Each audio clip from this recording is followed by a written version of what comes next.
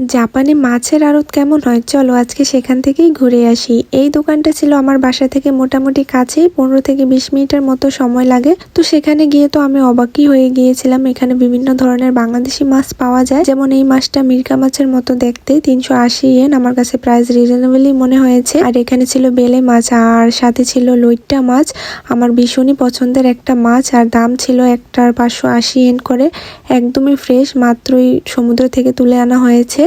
আর এখানে বিভিন্ন ধরনের কাঁকড়াও ছিল, আর ছিল লাল চিংড়ি। কাঁকড়া সব দোকানেই দাম বেশি, এখানে আমার কাছে তারপরও কমই মনে হয়েছে অন্যান্য দোকানের থেকে। সুপার শপে যেমন সবকিছু প্যাকেট করে বিক্রি হয়, আর এটা ছিল একটা খোলা মাছের বাজার, আপনি যতটুকু চান ততটুকুই নিতে পারবেন। আর এখানে অনেক ধরনের শামুকও ছিল। শুধুমাত্র যে জাপানিজরাই শামুক খায় তেমন নয়, অনেক ধরনের বিদেশিরাও এই শামুক খেয়ে থাকে। বাংলাদেশে যেমন মাছের আড়তে অনেক লোকের সমাগম থাকে, বিভিন্ন ভিড় থাকে, গ্যাঞ্জাম থাকে, জাপানে ঠিক এরকমটা নয়। খুবই ছোট্ট একটা দোকান, আর শুধুমাত্র মাছই বিক্রি হয়। এখানে ভিতরে মাছ আপনি কেটেও নিতে পারবেন একদমই বিনামূল্যে।